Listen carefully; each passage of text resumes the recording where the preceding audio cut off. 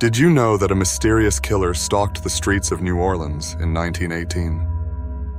The horror of that year still haunts the streets of New Orleans. It's unbelievable what someone could do. But who was he and what crimes did he commit that spread horror throughout the city? And did the police finally catch him? Keep watching, because we're about to reveal one of the most gruesome stories from 1918.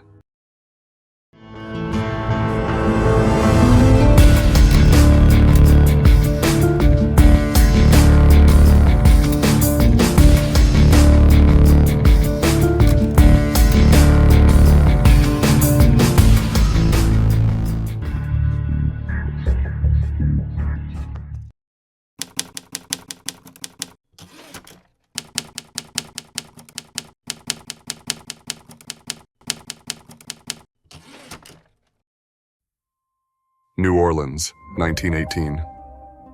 A lively city, full of jazz, celebrations, and people coming together with laughter and music filling the night. But that year, something dark and sinister would seep into its soul. It all began on May 23rd.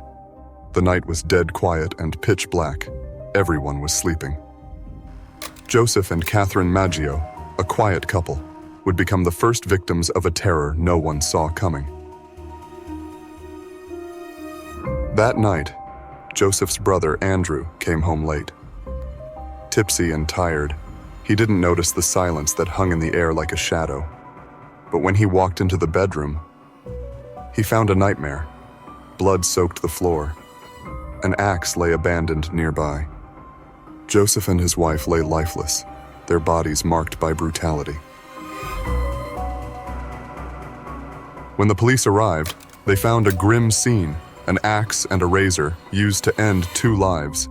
The front door was untouched, with no signs of forced entry, except for a single detail: a panel in the back door, meticulously chiseled out. The killer had slipped through, taking nothing, except their lives.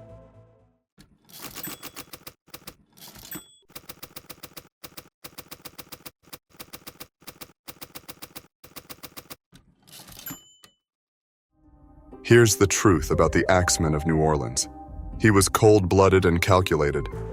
But were his murders really random? Let's figure out why the people of New Orleans lived in constant fear.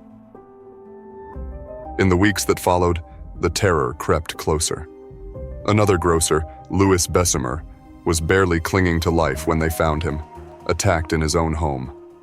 Beside him lay his mistress, drenched in blood. By the time police arrived, her face, cold as white sheets, was lifeless. She wouldn't make it, leaving behind more questions than answers. The Axeman's pattern began to emerge. He targeted Italian grocers and their families, slipping into homes with chilling ease. Fear gripped the Italian community, with whispers of mafia ties and gang vendettas spreading through the streets.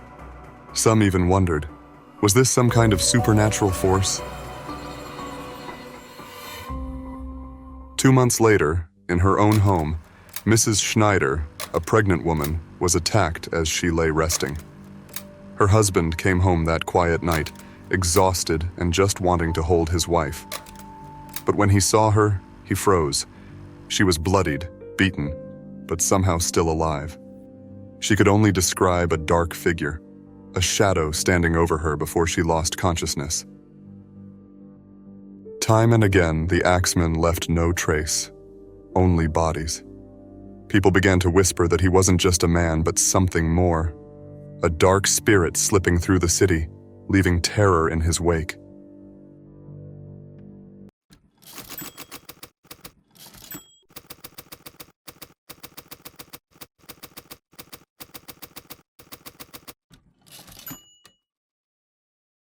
But the biggest secret about the Axeman lay in his psychological tactics.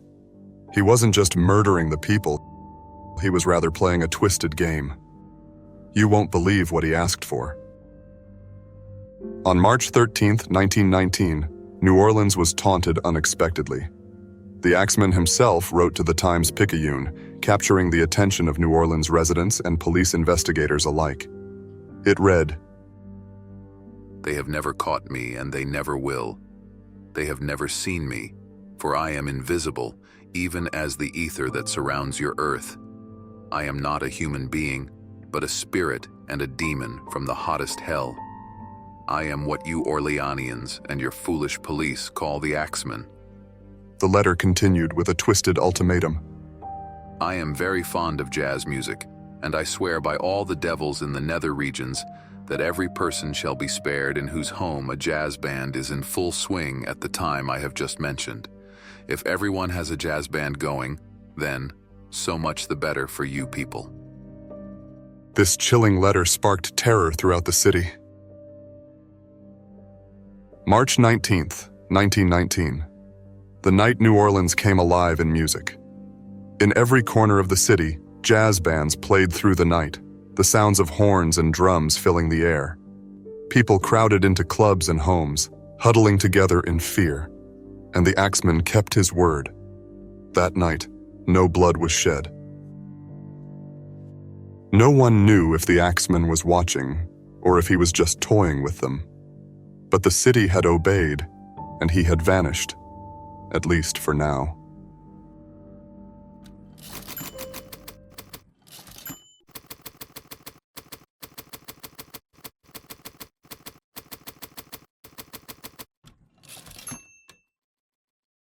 In August, the Axeman returned, and his attacks were more brutal than ever. The real question is, could the police finally catch him this time? This time, Steve Bocca, an Italian grocer, was attacked as he lay in bed. Though he survived, he remembered nothing. Only blood, terror, and the eerie silence that followed. Meanwhile, police continued their investigation, yet found no trace of the killer left behind. In the wake of this brutal assault, the police launched a thorough investigation. Detectives combed through Lauman's home, searching for any clues the killer might have left behind. They examined the axe, dusted for fingerprints, and questioned neighbors, but the evidence was frustratingly sparse. There were no clear fingerprints, no forced entry, and no witnesses who could place a face to the shadow that haunted the city. On October 27, 1919, the Axeman struck again, this time targeting Mike Pepitone in his own home. The scene was a nightmare. Blood smeared across the walls, silence thick with horror. Pepitone's wife, the only witness, could barely recount what she'd seen. In the dim light, she caught a glimpse of two figures fleeing the scene, shadows disappearing into the night. There were no words, no sounds, just a flash of movement, and then they were gone.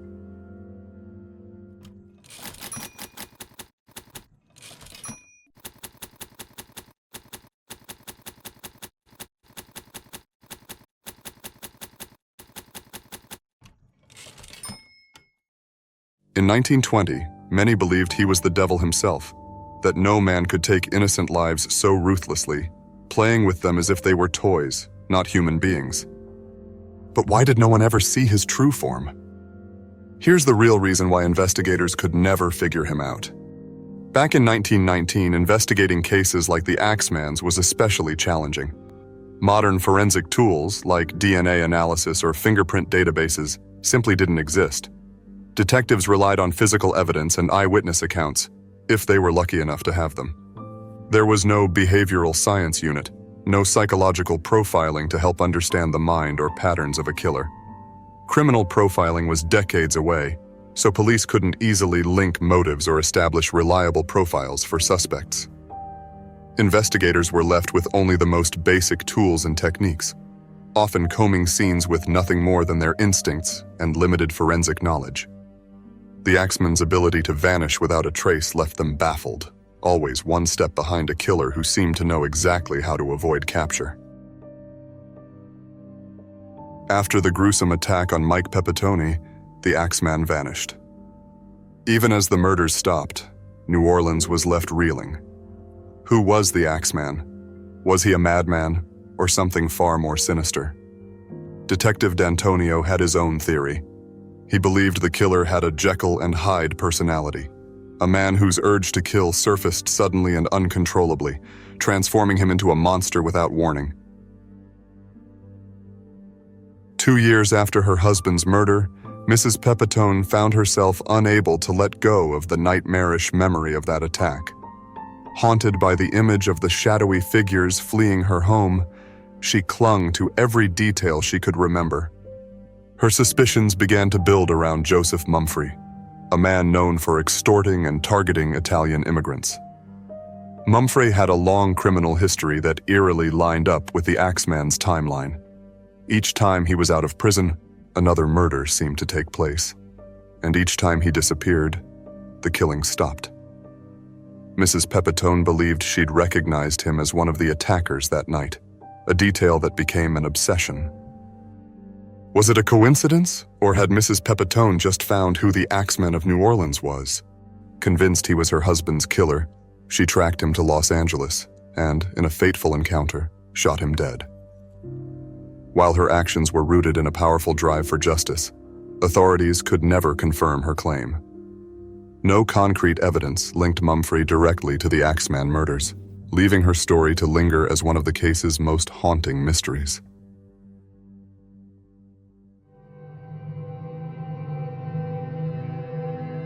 Thanks for watching. Want more mysteries? Subscribe and uncover a new case with us every week. Who knows what we'll discover next? Stay tuned, stay curious.